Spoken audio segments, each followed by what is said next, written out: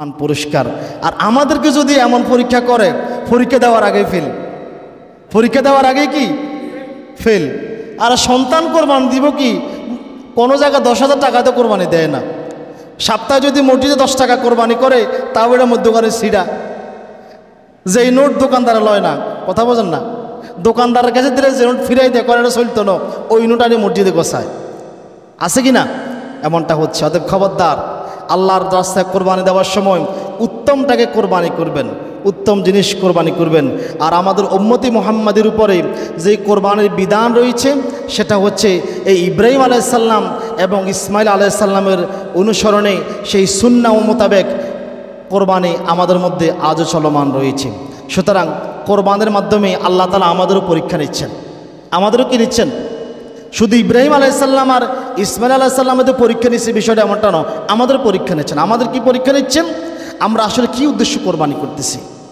উদ্দেশ্যটা কি? মান সম্মান বাঁচানোর জন্য, সামাজিকতা রক্ষা করার জন্য? আমরা কি উদ্দেশ্য কোরবানি করতেছি? কার উদ্দেশ্য কোরবানি করতেছি? আমার অন্তরটা কার জন্য? আসলে কোরবানিটা কার উদ্দেশ্য করতেছি? কেন কোরবানি করতেছি? আমরাও কি কোরবানিতে উত্তম বস্তু কোরবানি দিতে প্রস্তুত আছি? আল্লাহ আমাদের পরীক্ষা নিচ্ছে। কোরবানির শিক্ষা নিয়ে আল্লাহ তাআলা, কোরবানির শিক্ষা নিয়ে আমরা কি আসলে মানুষ হতে পেরেছি? আমাদের ভিতরে যে পশুত্ব আছে, সেই পশুত্বকে জবাই করে কোরবানির সাথে আমরা কি মানুষ হতে পেরেছি? আমরাও কি আল্লাহর রাস্তায় নিজের জীবনকে কোরবানি করতে প্রস্তুত আছি কিনা, আল্লাহ তাআলা আমাদের পরীক্ষা নিচ্ছেন। এই জন্য নবী সাল্লাল্লাহু আলাইহি সাল্লাম বলেছেন, কোরবানির সাথে নিজের শরীরের একটা অংশ কোরবানি দাও, নিজের শরীরের একটা অংশ কোরবানি দাও। তো নিজের শরীরের অংশ কিভাবে কোরবানি দেব? আল্লাহ নবী সাল্লাল্লাহু আলাইহি সাল্লাম সেই পথ এবং পদ্ধতি বাতাই দিচ্ছেন। নিজের শরীরের একটা অংশ কোরবানি দেবে কিভাবে? উম্মে সালামা রাদিয়াল্লাহু তাআলা আনহা বলেন, ক্বালা রাসূলুল্লাহ সাল্লাল্লাহু আলাইহি সাল্লাম, ইযা দাখালাল আশরু ওয়া আরাদা বা'দুকুম আন ইয়াদহা, তোমাদের মধ্য থেকে যারা কোরবানি করার ইচ্ছা পোষণ করেছে, তারা যখন জিলহজ মাস আসে, তখন তারা যেন ফালা ইয়ামুসা মিন শা'রিহি ওয়া আযফারিহি শাইআ, তারা যেন তাদের হাতে পায়ের নখ এবং চুল কর্তন করা থেকে বিরত থাকে। কখন কর্তন করবে? রাসূল সাল্লাল্লাহু আলাইহি সাল্লাম অপর হাদিসে বলতেছেন, তুমি কোরবানির দিন, কোরবানির পরে এগুলি তোমার শরীরের অংশটা কোরবানি করো আল্লাহর রাস্তায়, তখন কোরবানি করো।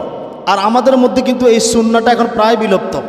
যাক আলহামদুলিল্লাহ, আমরা গত কয়েক বছর প্রচেষ্টায় কিছুটা চালু করেছি এই সুন্নাহ। এই সুন্নাহ রাসূলুল্লাহ সাল্লাল্লাহু আলাইহি ওয়াসাল্লামের অপর হাদিস থেকে জানা যায়, আব্দুল্লাহ ইবনে আমর রাদিয়াল্লাহু তাআলা আনহু বলেন, রাসূল সাল্লাল্লাহু আলাইহি ওয়াসাল্লাম বলেছেন, আমি কোরবানির দিনকে ঈদ উদযাপন করার জন্য নির্দেশ প্রাপ্ত হয়েছি। আল্লাহ তাআলা এই দিনকে উম্মতি মুহাম্মাদের জন্য ঈদ হিসাবে নির্দিষ্ট করেছেন। এই সময় এক ব্যক্তি দাঁড়ায় জিজ্ঞাসা করলো, ইয়া রাসূলুল্লাহ, আমি যদি কোরবানির জন্য অন্য কোনো পশু না পাই, শুধু মানিহা বলা হয় এমন পশুকে, এটা দুধওয়ালা গাবি বা সাগি বা মেষ, যা কোনো ব্যক্তিকে এই শর্তে দেওয়া হয়েছে যে তুমি নির্দিষ্ট সময় পর্যন্ত দুধ পান করে আবার এটাকে মালিকের কাছে ফেরত দেবে। মানে এটা তার মালিকানায় নয়, কিন্তু তাকে কেউ দিয়েছে নির্দিষ্ট সময় পর্যন্ত এটাকে লালন পালন করো, এটা দুধ আহার করো, আবার নির্দিষ্ট সময়ের পরে এটা ফিরিয়ে দাও। তখন আল্লাহ নবী বলতেছে, না, তুমি মানিহা দ্বারা কোরবানি করবে না, তবে তুমি কোরবানির দিন তোমার চুল কর্তন করবে, তোমার নখ কর্তন করবে, তোমার নাভির নিচের পশম কর্তন করবে, এটাই তোমার জন্য পূর্ণাঙ্গ কোরবানি হবে। আল্লাহু আকবার। আবু দাউদের হাদিস। এই আমলটা আমরা করার চেষ্টা করব, এই আমলটা আমরা করার চেষ্টা করব যে আমরা কোরবানিতে আজকে